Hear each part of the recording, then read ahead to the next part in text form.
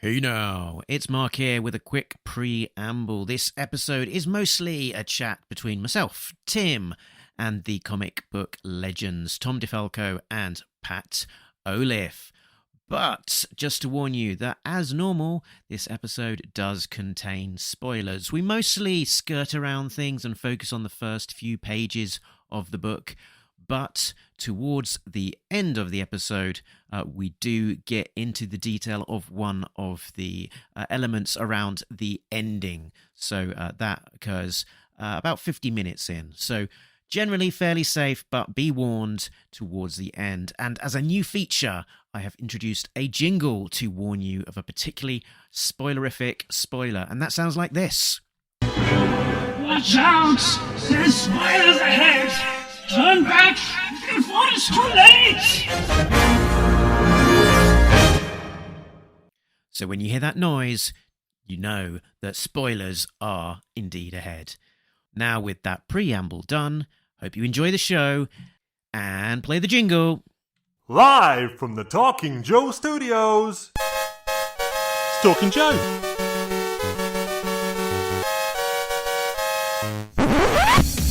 Talking Joe is on the air. Hey, it's me, Mark, and welcome to Talking Joe, the G.I. Joe Comics podcast. Now, today we will be talking about the latest G.I. Joe comic, which is Sssilent Missions Zartan, but we will not be doing it just by ourselves because we will be honoured to be joined by the creators of that very comic. Legendary creators, Tom DeFalco and Pat Olliffe. But I will not be talking to those distinguished guests on my own. I will be joined by my regular co-host. It's the real American Tim. It's Tim Finn. Hello, Mark. Listeners, viewers, let's not waste any time and bring in our guests. Here we go. It's Pat. Hello, everybody. And it's Tom. Hey. Greetings. Welcome, and Tom, welcome back. Yeah. Because it was almost a year ago. It was the summer of 2025. Imagine that bygone era when you last joined us. And we got all into the detail of your G.I. Joe history. Let's not forget, Tom, you were there. You were in the room where it happened back in 1982 and a little bit before, as Marvel was getting the G.I. Joe comic off the ground. So it's wonderful to see things coming full circle and you continuing to work on a G.I. Joe comic all of these years later. This was my first G.I. Joe comic book that where I was actually one of the creators.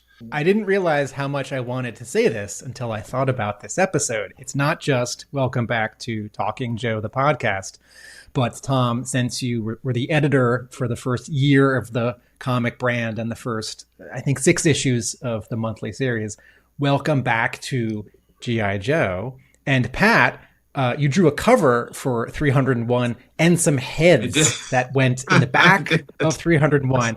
And when that happened, I thought, and I think I said this to Mark on our show, I said, he's going to be back, right? He's going to draw like 3 issues in a couple months when this new artist is behind schedule. Because what a particular thing to draw for Skybound's first issue back. And then a year and a half goes by. And I thought, I guess I was just making that up, but it turns out You were right. Pat, Tom, after 45 years, welcome back to G.I. Joe. Pat, after 2 years, welcome back to G.I. Joe. Well, it's good to be back. It was fun. While we're talking about it, should we start there? What was what's the story behind you getting started at Skybound with the work on issue 301, that cover, the heads, and also that wonderful homage cover that you did.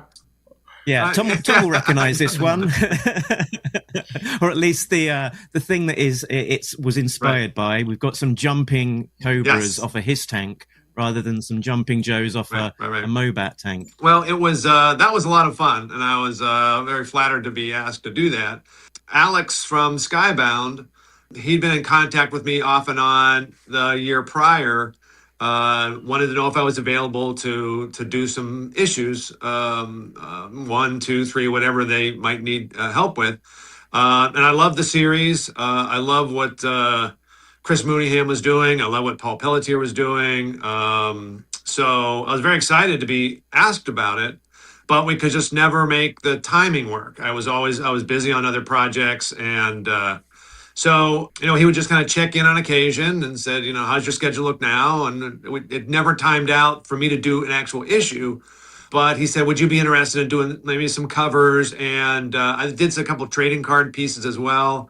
And as well, the heads in the back of that issue. I said, oh, that's perfect. I mean, that I can squeeze those in. I'd love to be a part of it. And at this point, schedule wise, that's really all I kind of had time for, but I was thrilled to be asked, and was very happy that we could at least get the schedule in so that I could do some covers and some, like I said, some trading card stuff, some little bits here and there, in the hopes that later on, maybe I would be able to get to do more than just covers. So it was really just a schedule. It was just kind of a scheduling thing, and Alex just kind of, every once in a while sending me an email and says, "Hey, what about now?" So. And we did get a little tease from you on your Facebook, which was September 2025. Yes. You posted a picture of an artboard with G.I. Joe Ra on it, Real American Hero. Very excited. And everyone, you were excited and we were excited. So Alex has let the cat out of the bag that you have done an inventory issue as well as the Zartan issue. So a round of applause. Very excited about that news. Was this board? Which issue was this going to be? Was this the Zartan, or was this the other? This would have been the inventory. So this would have been the other issue. So that was. I'm glad that I didn't know if Alex mentioned it or not, but I got to do a couple issues. Of course, the silent issue with Tom, and then I also did the other issue with Larry. Which was great. It was the first time I ever got a chance to work with Larry. And, it was a lot of fun. A lot of characters that I was aware of, never had a chance to draw, obviously, before. I can't want to say too much about it, but it was a fun story.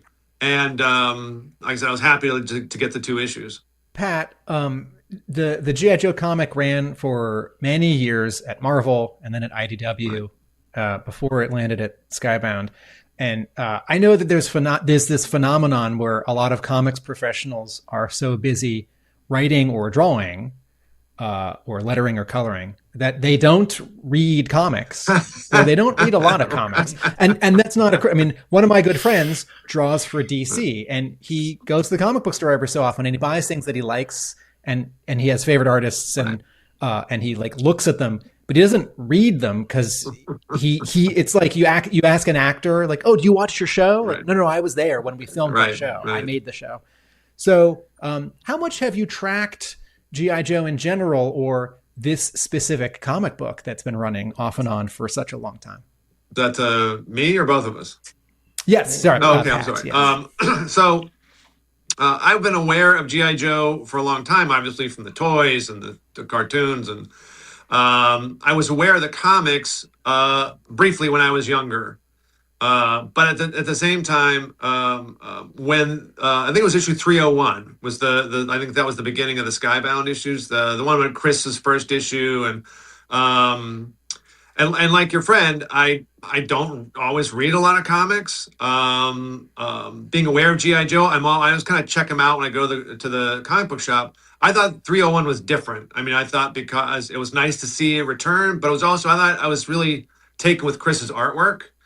And so I thought, wow, this is really kind of, it's a good jumping on point, I think is the best way to put it. So, and then I kind of stayed with it, after that.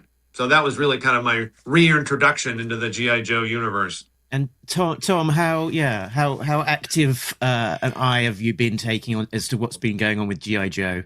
Not a very active eye. When I was at Marvel back in the day, G.I. Joe was one of the few comics I read for pleasure, because I'm a big fan of Larry Hama's work. Don't tell him that.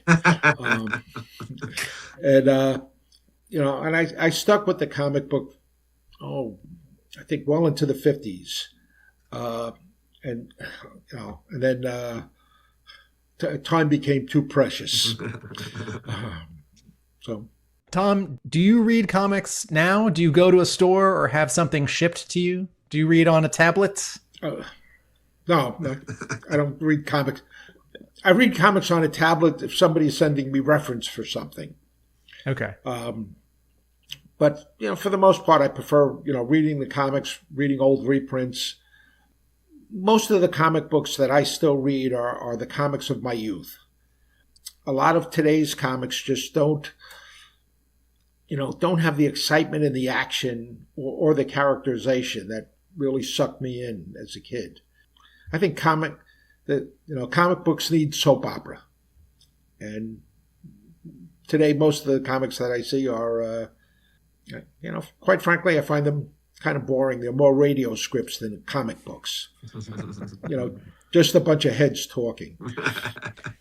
Tom, how aware have you been of Skybound as this company that has a TV show and makes comics and publishes through Image? I've not been paying all that much attention to the comic book industry for the last 10, 15 years or so. So I knew of Skybound, but I wasn't really paying all that much attention to them. We know what Tom was doing when G.I. Joe was first launched in 1982. He was making it happen. Pat, where were you in your life when G.I. Joe first came out, and how much of an impact did that have on you as a younger person? Well, 1982, I was in high school, and I think when the G.I. Joe, I saw the early issues, but at that stage of my comic collecting life, in 1982, like I said, being in high school, I was a Marvel superhero zombie. I mean, I was just inhaling comics as quickly as I could get them in, but I only had so much money. So some made the cut and some didn't. So I didn't pick up a lot of G.I. Joe. The G.I. Joe comics that I saw, I saw them later as I kind of looked back and saw what was out. But at the time in 1982, I didn't see a ton of G.I. Joe at that point. And a lot of that stuff I was getting at like local, I didn't have a comic shop that was super close. So I was getting local drugstores and magazine places, and you were kind of at the mercy of what they had on the rack. So and I don't remember a ton of G.I. Joe stuff on the rack at the time because it was selling out. Yes, selling out. Yes, that's why I couldn't get my hands on them. Yeah, in those days, most of our sales were through the magazine racks. Yep. The first year or so, we couldn't give that comic away in the direct market. Right. But that's the amazing thing about, even now, is that G.I. Joe has a specific connection to its fan base. I mean, when I tell people that, I would do some G.I. Joe issues at a convention, their eyes would light up. I mean, like G.I. Joe still, after all these years, has a pull to its fan base, has a pull to the people that love the book. And it's very unique, very unique. Pat, you were in high school when the brand launched, so you were not buying the toy because you were too old. Did you watch the TV cartoon? I saw some of the cartoons, yeah. And there's really no age, really, couldn't still buy the toys, but you can never outgrow something like that. But I did see some of the cartoons. That was, yeah. Here's a general thematic question, because I know we want to get into the issue and more of the timeline, but this is for both of you.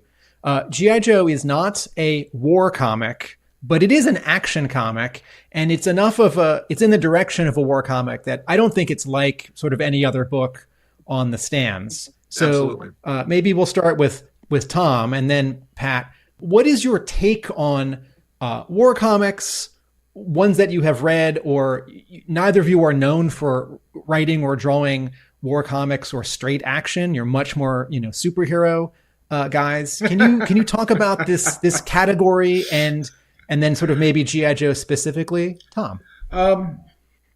I looked at G.I. Joe as a comic book like, following the tradition of something like Black Hawk, where it's an adventure comic book where, guys were sometimes in the illusion of combat.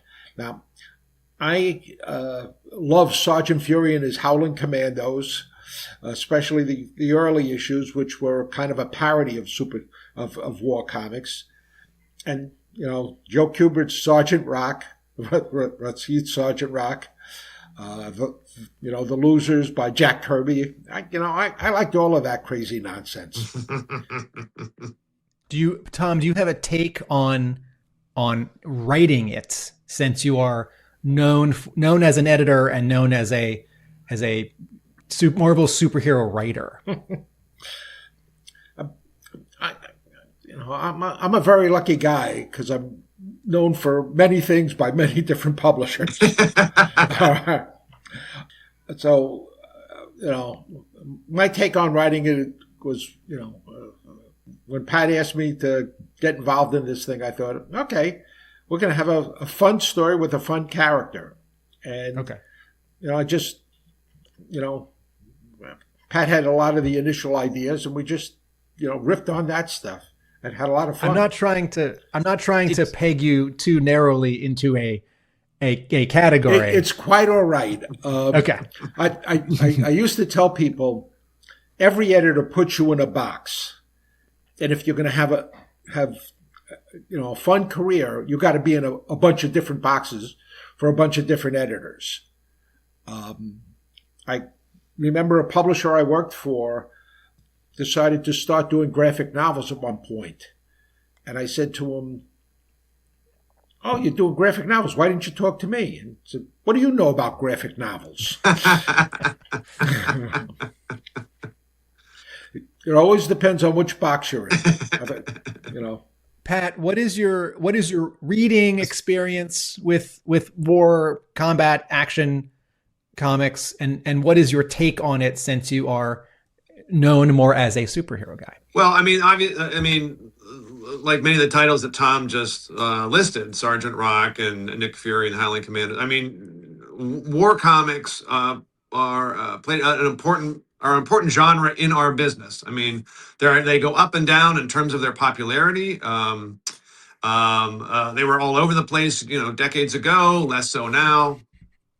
So as far as war comics are concerned, I mean, they're an important genre in the overall comic book world. So in terms of how I approach war comics, you mentioned about being more of a superhero artist. But to me, it's nice. I always enjoy, and I think that's one of the reasons why I enjoy drawing a character like Spider-Man, Spider-Girl, because I tend to like characters that interact in the real world more regularly. So when you get it, and that's really, war comics and a comic like G.I. Joe, there is a lot of action. There is a lot of sometimes over-the-top action. It's very exciting, but there's not a lot of costume guys in tight-fitting outfits with capes and stuff. So a lot of more realistic people, more realistic clothing, realistic backgrounds. And that kind of interaction in a real-world setting is something that I definitely enjoy. And I think kind of like leans into more of what my own abilities and interests are. So it really wasn't very much of a shift to me to work on, because I have not had much of an opportunity to work on a war comic in that, and it was a nice kind of easy step for me to work on something like G.I. Joe. My follow-up for Tom was that I wondered whether there was potentially a sense of like unfinished business with G.I. Joe in that you had written something for IDW for G.I. Joe that didn't see print. So was it kind of cathartic to finally get a G.I. Joe comic in print that you'd written? I didn't really think of it that way. Sorry. That's okay. There were so many projects, that I've been involved in over the years that, for one reason or another, didn't see the light of day. Part of the business. Part of the business. I was going to ask about just your sort of your long working relationship together, and sort of being known for working on Spider-Girl, a very long run. Are you just able to talk to your working partnership? We don't really like each other. I think that's the thing that nobody really knows. Go ahead, Tom. You can go ahead. Pat and I, we started working on Spider-Girl together. When we were first setting up the MC2 line, I had kind of, in my mind, was thinking about him for the Avengers, because in those, the A-Next book, because in those days he had more of a Neil Adams kind of look to his stuff. And I was thinking, let him do the Avengers next book. And then, Ron Friends said to me, "Oh, no, that has Kevin Masterson in it. I have to do that book." Right. And I said, "Who's going to do Spider-Girl?" He said, "Why not Pat?" I said, "Pat just got off of Untold Tales of Spider-Man." And I thought, he's not going to want to do another Spider book. And I already knew that the J2 book was going to be, a kind of a parody on superhero books. Right. And I thought, all right, let me ask Pat, see if he has any interest in, and, to my surprise and delight, he said, yeah, I'd love to do Spider-Girl. And, we had a blast on that book. There's originally supposed to be 6 issues, and they asked, "Can you do 6 more? Total of 12. Yeah, sure. Yeah, can you do 6 more? We're going to cancel it. I forget what issue they told us. It happens so often, I lost track. Yeah, we're going to cancel it with this book. We're going to make it a double-size issue. Can you do... Oh, no, it's selling too well. Can you do 6 more? 6 more. And it kind of went on for like 13 years. It did. Just a tiny insertion. I'm remembering that Larry Hama wrote Wild Thing for the Marvel Squared line. Yeah. Okay.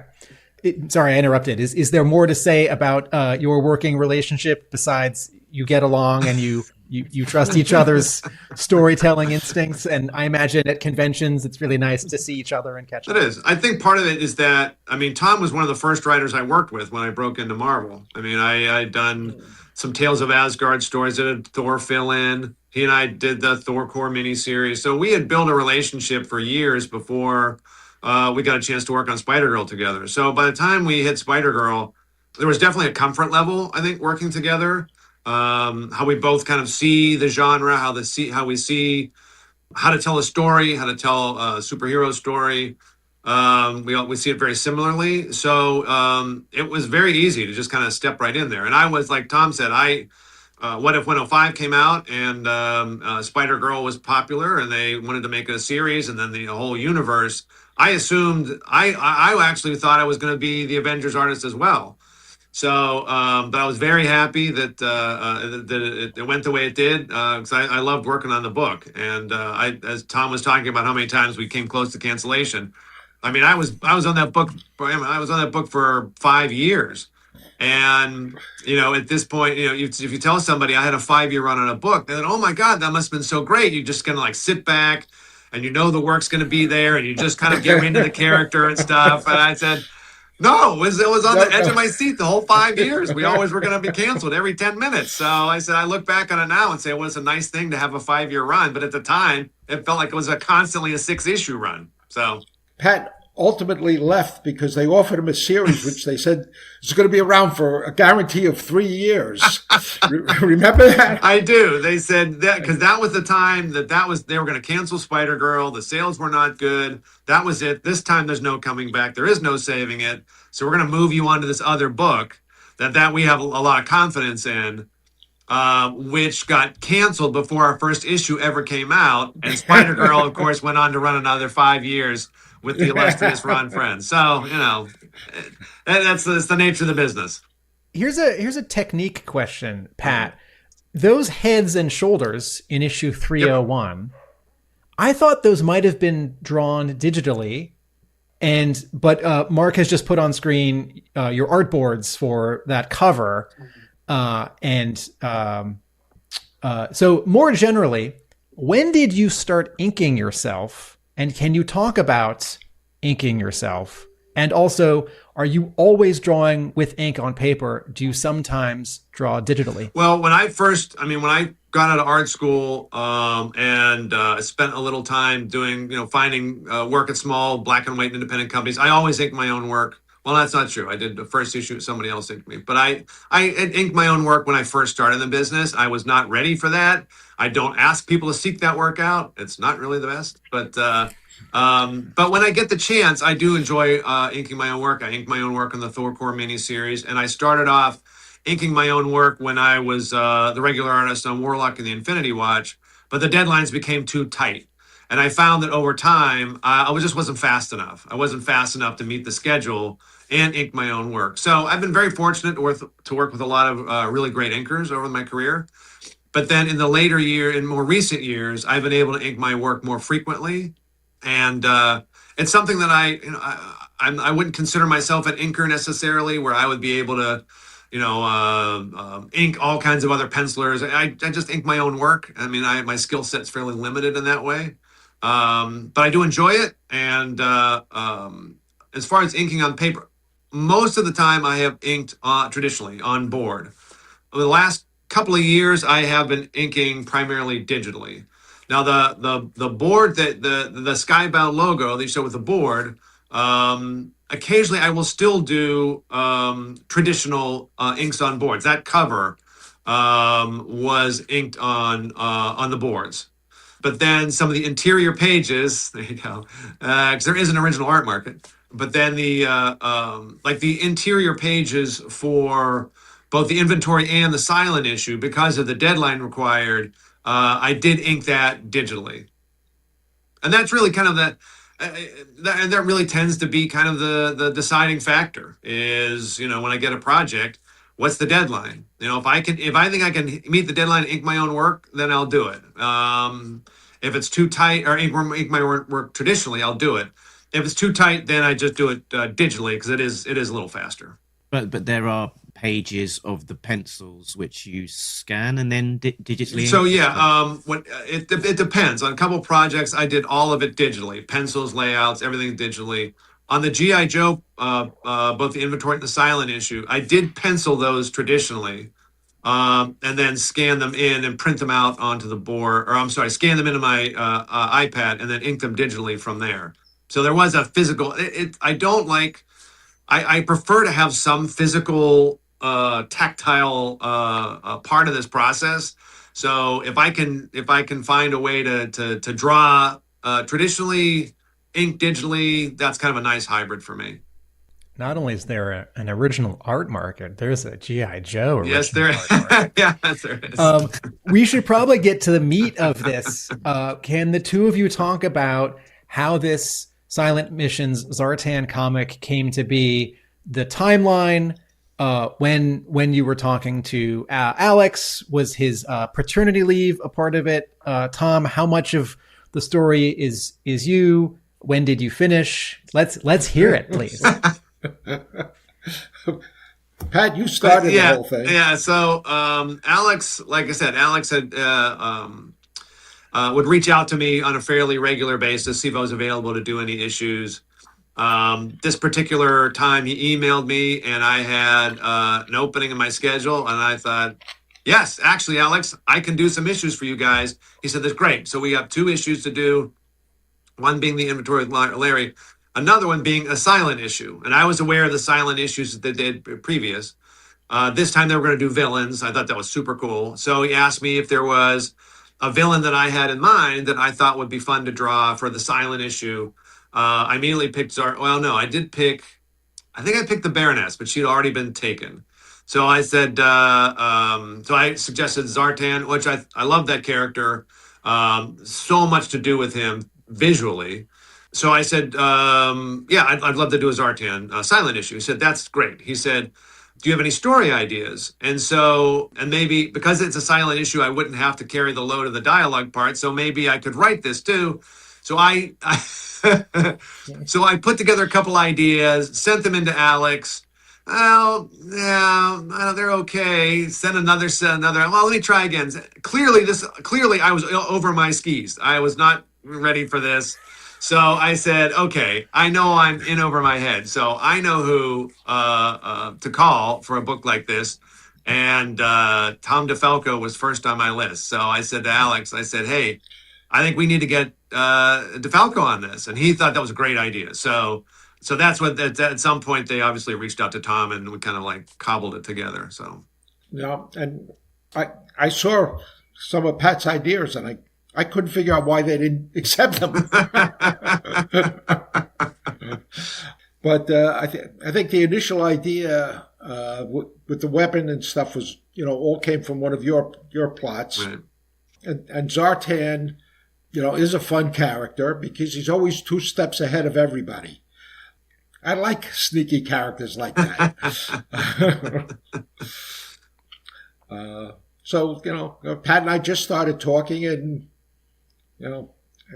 even at this stage of the game, I don't know how it works out, but you start talking about a character and the next thing you know is you have a story in front of you. There you go. Yeah, that's it. And the nice thing was that Tom and I had done a silent issue in our Spider-Girl run too. So we'd already kind of, put together how do we tell a story with no dialogue, and then so we kind of we'd already run through that once before. So this was it was pretty straightforward. Do you find are there different kind of panels or that you are considering because there isn't going to be dialogue? In terms of how I lay them out, and what you show. Well, I think the goal for any comic artist trying to tell a visual story is that when it comes right down to it, you want to be able to tell the story visually even without the dialogue. So that's kind of your goal on every issue, even if there's going to be dialogue and there's going to be captions. Like I said, your goal to tell the story visually is, can this work without the dialogue, without the word balloons? So it's kind of already in your head how you tell a visual story that way. Now, there is a little extra heavy lifting when you know for sure that all the information has to be conveyed by what you're drawing. So there is a little extra step there, but your mindset is always the same in terms of telling the visual story. It's got to work on its own.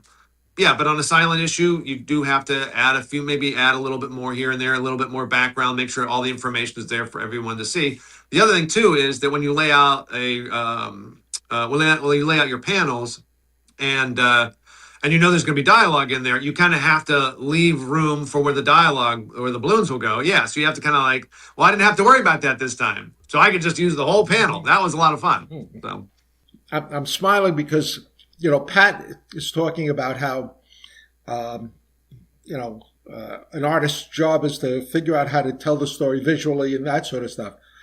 No, only guys like you think about that, Pat. Well, that's how my brain works. And that's why I love working with you. I think of comics. They should be silent movies. Every comic, in certain regard, should be a silent movie.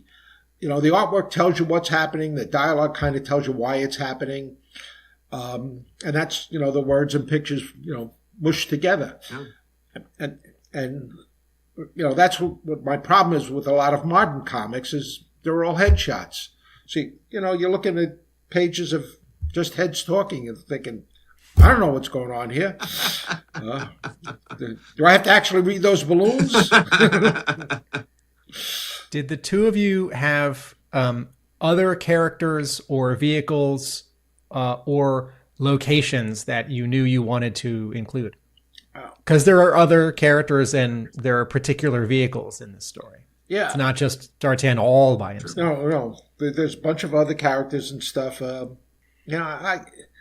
don't know. As we put the story together, certain characters just seem to make sense and stuff. And I think it was always, Cobra Commander. I know this is going to come out afterwards, so we can, after the book comes out. So I mean, Cobra Commander. Some of those characters were kind of in the original pitch, but then I know that there were other characters in the early pages, like Duke and that I think just kind of came about as we were trying to figure out, okay, for this scene, what characters would make sense to be present in that scene? It really wasn't necessarily a question about what would my favorite G.I. Joe character be to draw and how do I kind of wedge them in there? It's kind of more like, okay, in this scene, what characters can we use that would be appropriate for that scene? And so that's kind of how we, I think, cobbled together the groups that we had. So something like Major Bludd, Yeah. right? Like who's going to be fun to double cross? Yeah. Right. Another Cobra baddie who's horrible and in a position of command. I'm so not used to actually doing these interviews when I know that this will happen after the book comes out. So just you even saying Major Bludd, I got nervous for a second. I said, oh, wait a minute. That's right. That's okay. So, all right. Go ahead. He is on the front cover as well. So Yes, that's true. we do have a little bit of an early kind of preview that maybe he will feature in some form. I think I see some digital inking. So that was traditional, and then the gray tones, the zip tones that are in there, that's all digital. I mean, I know there's a way in the old days you could buy screens, lay them down, cut them out, but I don't have the patience for that. So I can just add those little gray tones through the computer. Yeah, that actually could have been that second image. That might have been that might have just been a scan of the actual original art without the gray tone. Yeah, this one is from your art dealer's website. So that was before I did that, scanned it in, and added a little bit of the gray tones. I like the texture it gives. So here's another version of that last question that I asked, and it's not because I'm a big G.I. Joe sort of nitpicking nerd fan, and I got to know why this guy, why that vehicle, but it's more so because the Cobra Vipers who show up in here, the soldiers that Bludd is commanding, in the final version they have red masks. And they're in black and yellow, which means they're not just a Viper, they're a very specific kind of Viper. And there's this kind of beige black Jeep that fits three guys, and it's a vehicle called the Scorpion, I think. Just double check that tab. That's right. The Scorpion, and it came out in '94, and it had, we think, never appeared in the comic book up until a couple months ago when it showed up one time. And Mark and I were tickled by that because it didn't even show up in '94, we don't think. And so this isn't like, why did this obscure vehicle show up? It's more like how interesting that you've got these sort of early, well-known characters like Zartan and Major Bludd, and then also this sort of spice from later on. Was that a preference? Was that an editorial suggestion?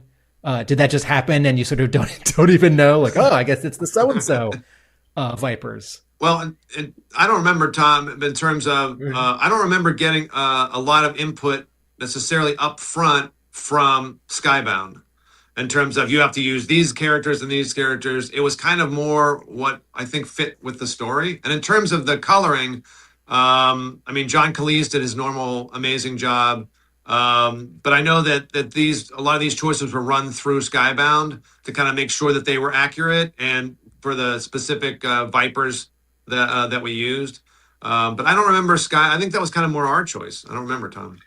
Yeah, no, Skybound, when the plot went in, I remember they questioned certain vehicles. Mm-hmm. And they also questioned the G.I. Joe helicopter, whether or not Wild Bill should be driving it, or the, I forget the other character's name now. Lift ticket. Yeah. Which one should be driving? That was basically it. That in terms of response from Skybound, I was once Skybound accepted everything and sent it to Hasbro. That's when I was expecting to get a lot of notes as to this character is dead. You can't use him, or whatever. So.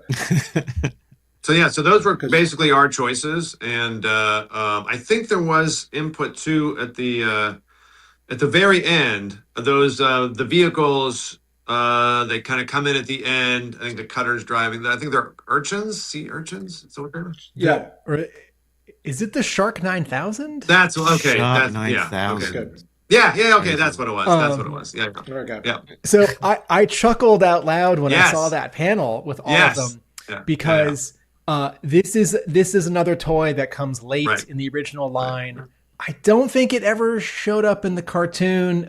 It is in one of the commercials. There's a commercial, and you sort of see it in live action. There were a couple of years where there wasn't animation, 91, 92, 93.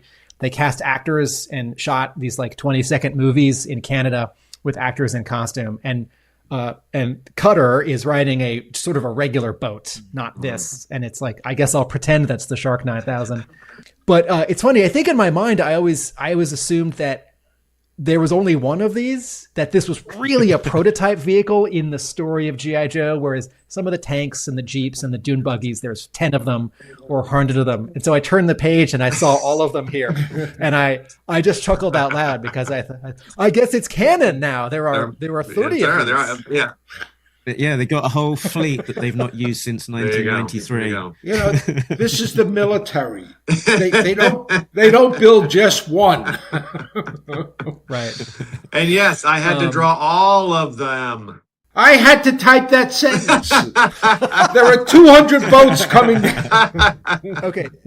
So Pat, here's the G.I. Joe question, which is, this comic is unlike every other comic. I mean, X-Men and all the Batman characters, they've all got very particular costumes. G.I. Joe characters have very particular costumes. Absolutely. But G.I. Joe also has gear and weapons that are real and realistic, and then vehicles. And you can draw lots of Batman and X-Men stories without ever drawing a Batmobile or a Blackbird. And there are some artists who love this challenge, some who don't but do it, and some who say, I can't draw G.I. Joe. How do you feel about all of this gear and these very specific things to reference? Well, I am probably more in the middle group in that I understand that in order to draw a G.I. Joe story, that is part of the job. And there's a lot of it. It's one of those things where I do not consider myself a tech. That's not where my talents lie in terms of like a heavy tech oriented background or story. I'm not George Perez. I mean, I'm not, there's like gadgets everywhere or whatever. So, but I also know that it's part of the G.I. Joe universe. I mean, you mentioned the Batmobile and the Batman.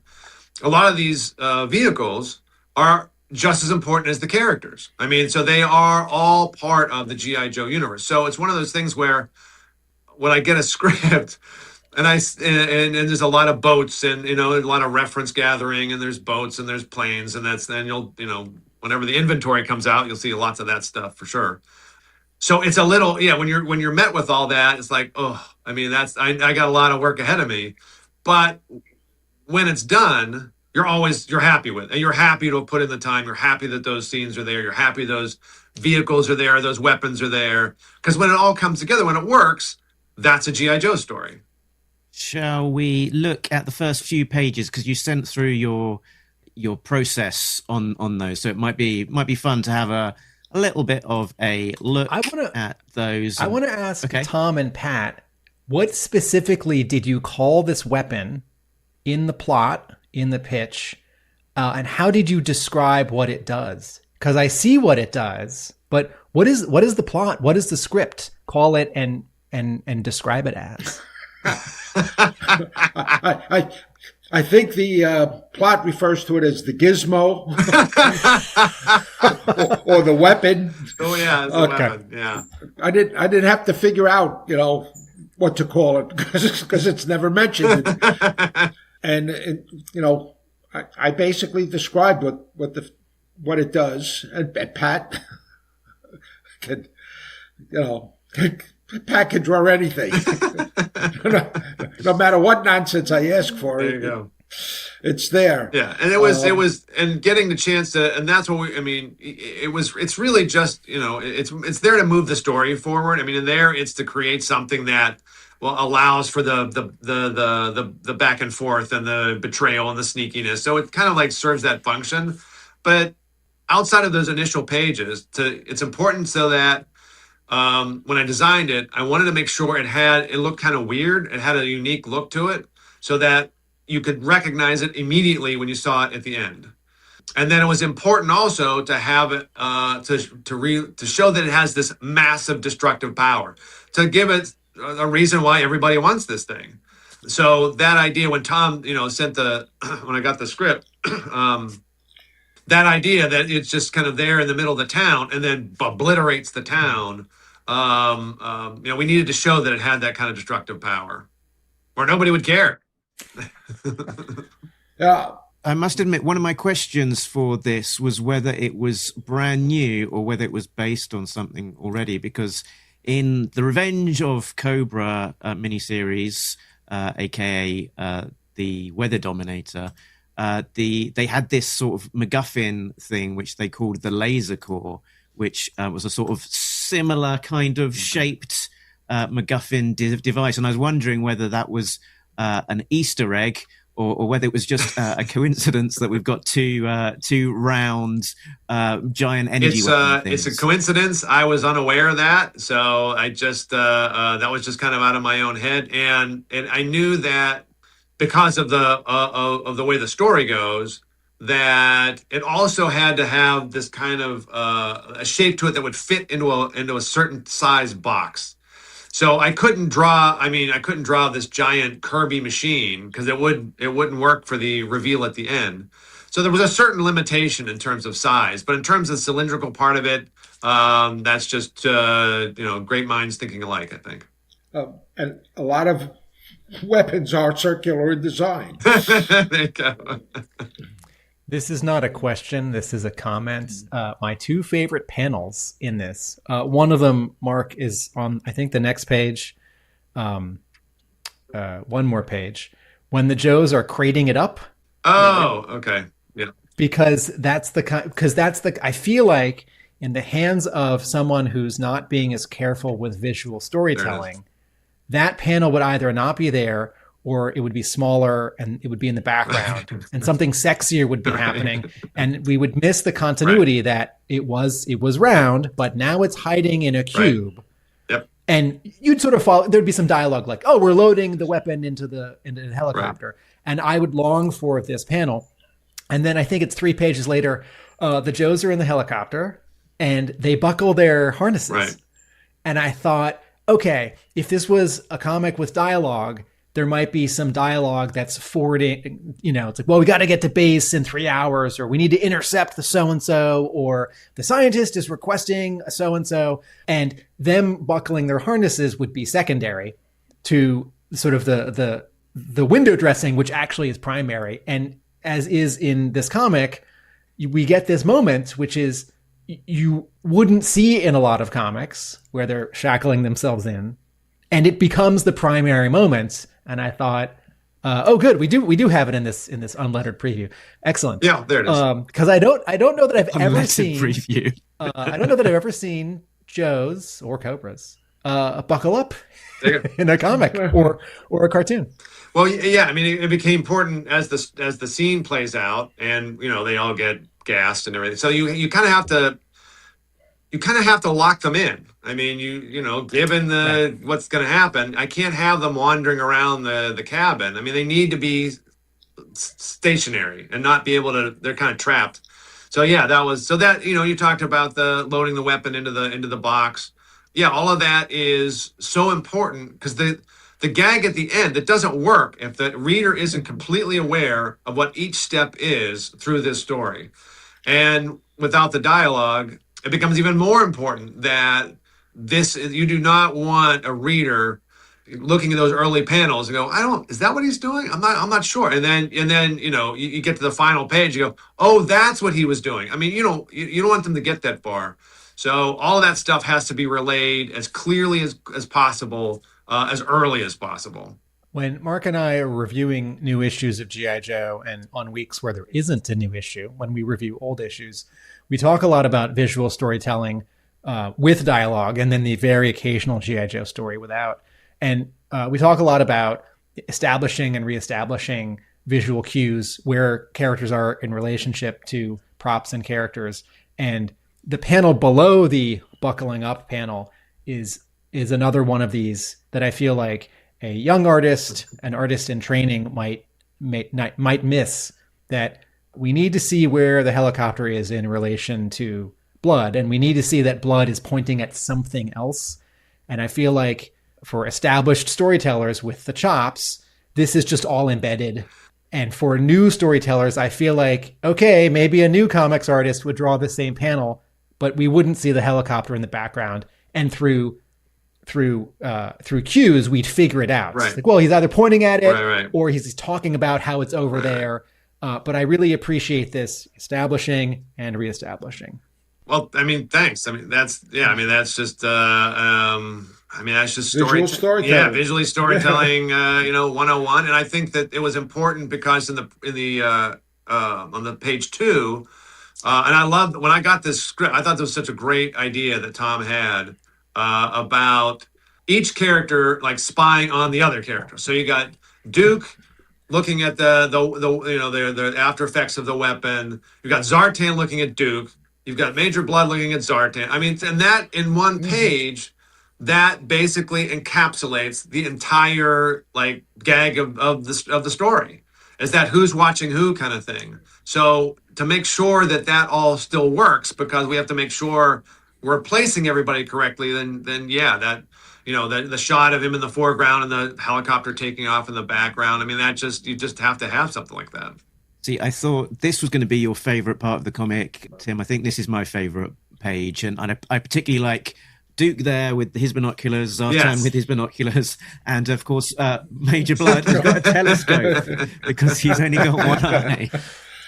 I thought it was fantastic. Tom, you said earlier that Pat's art style had some Neil Adams in it, and I wondered do the two of you notice, Pat, that how you draw has changed over time? And if so, is that something you can put into words? Yeah, I think the way I draw has definitely changed over the course of the decades, and I just think it's just probably other people can't see it, but I can still see some of the Neil like on a page like that. I can still see some of the Neil that's in the back of my brain. That was the impetus for me to get into this crazy business. But over time, you kind of have to leave some of those early influences behind as you try to just improve at your own craft, and trying to get better, trying to draw better, tell a better story, structurally better, anatomy better, perspective better. And then over time, you just kind of end up following your own path, and your style becomes the style that you end up with. So I can still see some of it in there, but clearly my work has changed over the years, hopefully for the better. That's what we all hope. Watch out! There's spoilers ahead! Turn back before it's too late! I had one more observation about the events of the issue and whether it is just strange coincidence or intentional homage. And as the spoilers, as the book plays out, we end up with Major Bludd tied up in a crate. You just gave away the end of the story. This is spoilers. It's after it's out. This podcast is very spoilery, and we almost always tell people at the beginning. But people should know by now. Okay. That makes me nervous. And I had a flashback to the silent issue from G.I. Joe Yearbook number 3, which had was one of the playoffs, had a Baroness tied up and locked in a storage cupboard. So the question is, homage or coincidence? Coincidence again. I did not, and it was just a coincidence. It was just how the story developed, and we thought it would be, this is the way that we have the reveal and do the double switch and all that kind of thing. And I was unaware of this. I saw this very recently after our story. It's like, oh my God, look at that. So yeah, it was the great minds think alike kind of thing. I keep on seeing these things in the Silent Missions books. Every time I'd be, oh, they're very clever with that callback to that other thing that had happened. And then whenever I ask, they're like, no, I didn't know about that. News to me. They're giving you too much credit. Giving us too much credit. 300 plus issues of G.I. Joe. I'm sure there's every possible scene. No. Pat, how long did it take you to draw each page or the whole issue? When did you finish? I did the inventory first, and then the Zartan issue. I think I finished a few months ago. I guess it's been a little bit. And each page, I think my deadline for pencils and inks, I don't know, 5-6 weeks or something like that. I mean, it's longer than a monthly schedule, which allowed me to do my own inks at that point. I didn't have to turn around all in 4 weeks. And then each page is different. I mean, you try to get a page in every day and a half or something like that. But it's all different. Like drawing 100 Shark 9000s took a lot longer than the inside of the boat with just Zartan chained up in front of some Vipers. So it just as long as you meet the deadline that they've given you, each page fluctuates based on the complexity of it. And we didn't ask, Tom, did you write this full script? How do you actually write this for Pat? Just a Marvel style plot. Pat and I have worked together so much we got it down to a kind of a shorthand, I think. And I basically described the silent movie that I have in my head, and then he makes it real. I think I have run out of questions about this issue specifically, although we do have some general. Looking at the PDF right now, I like that the ending is the villain laughing and laughing triumphantly, because that is a trope that we see in some other brands. We actually don't see it a lot in G.I. Joe, because often, it's the heroes that are victorious, or if the villains are victorious, they're not show-offy in this way. So this had a different sort of flavor right at the end. And I will admit, with the MacGuffin looking a little, reminding me also like that prop from an early episode of the cartoon, this issue reminded me in general of the feeling of some of the episodes and its pacing. And so having the villain laugh in a, let's say, cartoonish way at the end, I thought, this feels a little bit like the cartoon. You're welcome. And I love the G.I. Joe cartoon just about as much as I love the comic book. Are the two of you doing any conventions this summer? Can people meet you and get their comics signed? Tom, you want to go first? You're a busy guy. Not so much this year. Right now, I'm scheduled only for 2 conventions.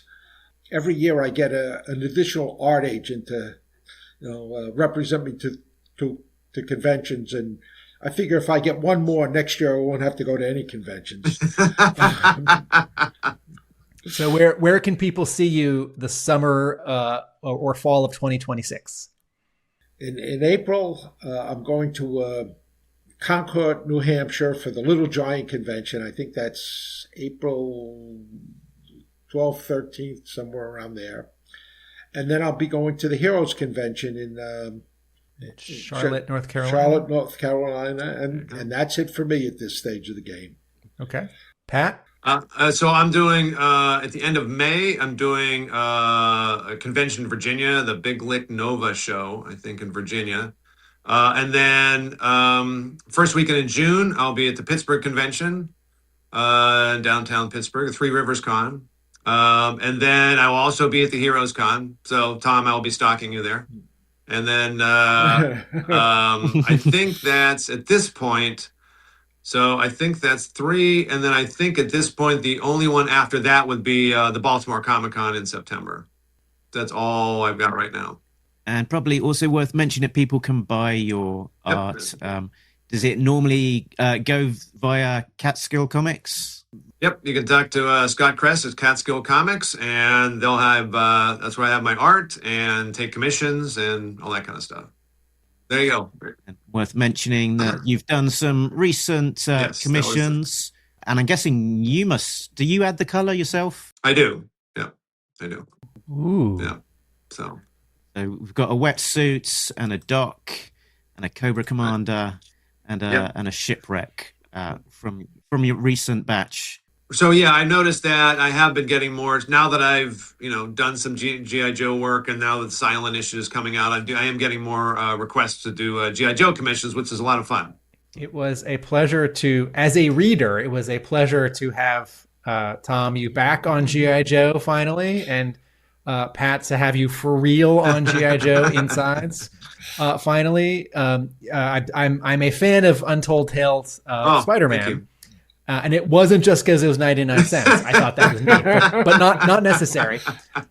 But I really liked that book, and you're one of these Marvel traditional solid artist storytellers who I have always thought in the back of my mind he'd be good on GI Joe, and you were doing Catwoman for a little while, and I thought neat. He should just be on G.I. Joe, which is a thing that I can think about lots of great artists. It was funny when I posted that I was doing finally doing some G.I. Joe issues. Somebody responded, and I can't remember where it was. And someone did respond. Maybe it was you. I don't know. Somebody responded and just said, "Finally!" an exclamation point. So that was nice. That was nice. I hope Skybound can find Tom a place for you to come back and tell another story, maybe with Pat, maybe with someone else. Pat, we look forward to your inventory issue, and because I always want there to be more than 12 issues of G.I. Joe a year, additional inventory issues, miniseries, specials, regular issues. Please, I hope your schedule opens up, and that would be great. And Skybound sends a bunch of work. I would love that. That'd be great. Fingers crossed. Yeah, fingers crossed. Thanks so much for joining us. Thank you, guys. That was great. That was great. Two fun details that we forgot to ask while we were recording, but I can catch up viewers and listeners. We always ask our guests, where are they geographically? Tom was coming to us from Long Island, and Pat was coming to us from Pittsburgh. And I asked Pat, what was the art on the wall behind him? And he said a Salvador Dali print that his wife got him in Italy that is in his studio. He said Dali, and I thought, Dolly, is that Dolly Parton? I was also thinking it. I was also thinking it was from Dollywood. Right. But to be fair, his head was obstructing it, and so you and I only had the lightest of visual cues. Kind so could have been a blue evening fireworks display at Dollywood, and that would have been that. I just want to reiterate how fun this comic was for fitting in so many character appearances. I'm looking at our advanced PDF right now, and we were talking about Shark 9000's. Cutter gets a pretty big panel all to himself, and it's just him looking determined and saving the day, which is not a thing. Mm-hmm. I don't know how many panels in 320 some issues of G.I. Joe Cutter's gotten all to himself, and we don't quite get the jump jetpack, but we get a jetpack, and I didn't spell out Python Patrol Vipers, but I love the Python Patrol, and there's no reason for them to be in this story, and it's sort of a funny conspicuousness that they don't have any of their vehicles, but I don't care. I love them. They look great. It's just a fun bit of color variety and a reminder that that set of action figures really does count. And those two issues in the 80s where they did show up, still count. So, Mark, do you have any other sort of reactions to this, big or small? My reaction was it was a fast read. It seemed like a sort of a very simple story, not sort of overburdening it with too much complexity and a clarity of the story. It felt a little bit more retro than perhaps some of the others. It felt more of a piece of the sort of the classic G.I. Joe era, talking to your thought that Pat is in that family of Marvel artists who would feel like a natural fit for kind of that vintage classic look to G.I. Joe that we think about when we think of the G.I. Joe at its height at Marvel. So so that being a little bit of a contrast to the other books from this kind of month of Silent Missions, which are sort of a lot flashier in terms of the sort of modern approach to art, sort of a crop of hot talent, let's say, with flashier and splashier approaches to the art, the layout, the color. But that's not necessarily a good or bad thing. It's just a different thing. Yeah, I do. I've talked before about how I feel like a lot of people who grew up with the Marvel G.I. Joe want G.I. Joe to look like a Rod Wiggum, a Ron Wagner, a Marshall Rogers, a Mark Bright is drawing it. And even with modern coloring and knowing that it's a modern book, this Pat Olliffe book, all of his panels are squares and rectangles. And his, there isn't, as a comparison to the Gabriel Hardman Crimson Guardsman, there is some triangular and like parallelogram and trapezoidal panels in that. And this is much more traditional. I thought to myself that he probably used a ruler quite a lot, because there's a lot of straight lines here in the art, which sort of is a bit of a contrast to some of the, let's say, messiness of Gabriel Hardman's approach, or some of the more bendy kind of fisheye look to that is in the Copperhead book that we've seen. Well, I've seen a preview of, and a 4-page preview was released by Skybound. On page 16, I didn't bring this up because we ran out of time, but I wanted to ask you, on the first panel of page 16, we see this cruise ship, and then we see this Cobra ship, and it looks familiar to me. And I'm sort of guessing if we were to ask, it would be another coincidence. I feel like maybe it just reminds me of, the Cobra airship from season 2 or the beginning of the animated movie. Maybe it sort of reminds me of it. I feel like I have, also if you have 3 people or 100 people describe a Cobra cargo ship, half of them are going to end up looking something like this, because it's got to have some kind of Cobra, signage or shape to it. And it's going to look sort of faster and a little sleek. It's not going to be a box, but I do feel like something about this Cobra ship reminds me of something that I've seen in the cartoon, and I can't quite place it, but I sort of enjoyed this similarity. There's a sort of similar shaped Cobra vehicle in G.I. Joe Retaliation as well. Oh, maybe. Okay. Sort of a combination of the sort of slightly grittier, more realistic thing from that movie, and a more Sunbow-esque kind of airship. They've got that giant airship with a Cobra face that isn't at all realistic. Right. But yeah. Also, one thing that I may forget to say when Pat Olliffe's issue of the regular monthly G.I. Joe does come out, presumably that will be colored by Francesco Segala, and because that'll be just another issue in the main run, and that's the regular color artist, and it'll be a fun sort of comparison with Pat Olliffe's art colored by the sort of now regular permanent G.I. Joe color artist, and John Kalisz, who's known for a lot of stuff at DC in the last 10, 15 years. I think he colored most of or all of the Peter Tomasi, Pat Gleason, Batman and Robin. And I might be getting mixed up. I think he's colored a lot of Green Lantern like 10 plus years ago. And this Zartan issue, the coloring style was a modern style with, gradients and some glows for fire and stuff. So that'll be a fun comparison when we've got it. Okay, let's look at some covers. Let's have a look at the covers in the gallery.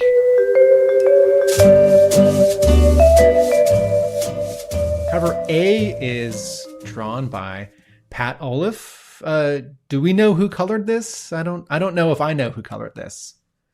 I want to get, it's likely either Olliffe himself, since he penciled and inked it, or John Kalisz. The palette looks to me, I think, more like Olliffe, but at this point, I'm really just guessing. But anyway, it is Zartan standing straight over Major Bludd and Cobra Commander, who are crumpled on the ground. Behind all of them is a giant flame with no discernible background, just a horizon line 1/3 up from the bottom. Zartan is looking straight at us and holding 2 pistols at the ready. Bludd and Cobra Commander are, let's say, unconscious. And this is, considering how much backstabbing and double crossing there is in all of G.I. Joe, this image is actually sort of unusual because we tend not to get that sort of even like exaggerated moment on covers. Often the covers are very much Joe versus Cobra, or, Joe's, on the attack, or, Cobra sort of heading toward us. So this month's gimmick gives us a lot of opportunities for novelty. I think the black and white is the 1 in 10. I think the C. Okay. Penciled by Pat Olliffe, inked by Pat Olliffe with some digital ink editions. Cover B, which your store can order as many or as few copies as it wants to, is drawn by Jorge Fornes. This is Zartan head and shoulders, and he's leaning a little bit forward, but looking straight into my soul. And he's holding a mask with his 2 hands. And the mask kind of looks like the original action figure mask, which I always thought was supposed to be Shipwreck, but who knows? We're very aware in this cover of Zartan's sort of shoulders, his shoulder armor, and over behind his right shoulder is the barrel, I think, of a rifle, but no background, just black. The top 2/3 behind him are just black. So this is very much a portrait, but him at work. Then the cover D is that same image with the Cobra letter variant. And we are week 3 of Silent Missions month, which means K or B for Zartan. The letter variant is a 1 in 25. Pat Olliffe drawing Zartan standing in color is cover A. Jorge Fornes drawing Zartan with a mask is cover B. Those your store can order. The black and white Pat Olliffe is C, 1 in 10, and the color with the letter B Zartan Jorge Fornes is 125. Shall we wrap up? Yeah, so Silent Missions, we are halfway through at this point. So we have had Baroness, Crimson Guard, now Zartan. Still to come on April the 22nd is the Copperhead issue, and then Firefly on April the 29th. And don't forget that besides these 5 issues of G.I. Joe this month, week 2, presumably on Wednesday, April 8th, was Real American Hero 327. And also this past week with Zartan was Energon Universe, issue 21, with some Tom Riley, Lee Lowridge, Storm Shadow, Scarlet Return to Ninja action. So if you are feeling overwhelmed by so many G.I. Joe comics to get and pay for and read and bag and board and then listen to podcasts about, yes, you are. But what an amazing month. Thank you, Skybound. Let's do this again. We should be, in theory, we should be live on the Saturday, the 18th of April, talking about G.I. Joe 21. Right. So that is that. If you are new to Talking Joe, you can find us at talkingjoe.co.uk. That is the website that points you to all of the places that we can be found. Tim, where can you be found? I have a YouTube page with my creative partners who are writer-producers in New York. This is funny, smart video essays on television and film. Atomic Abe, that's our YouTube @ I own a comic book store, a brick and mortar comic book store in Somerville, Massachusetts. Somerville borders Cambridge and Medford and Charlestown and Boston. That is Hub Comics. And I blog about G.I. Joe at arealamericanbook.com. You also edit comics. So Centerhold 2 will be out by this point. Do I have a prop to hold up? I don't. And 3 on its way. Yes, I put together with G.I. Joe writer Larry Hama and G.I. Joe artist M.D. Brights a 4-issue superhero miniseries that Boom Studios is publishing. They published Something is Killing the Children and Berserker, and it's pretty great. So please ask your comics retailer for this 4-issue miniseries. The Center Holds. I'm the editor. And a big thank you to our Patreon members who found us at patreon.com/talkingjoe. They are Richard, Sam, Shane, Simon, Chris, Joe, Craig, D, Shane V2. This one was Zartan all along. Infinite Entertainment, Patrick, Gary V, Coldroff, and B. They are getting early access to content, as well as the odd exclusive here and there. So, Tim, I think we are done. So I'm pretty sure I can just click end recording without us saying a single thing more, unless there was something I missed. There is Nobody Bits Talking Joe, an international podcast. Laters.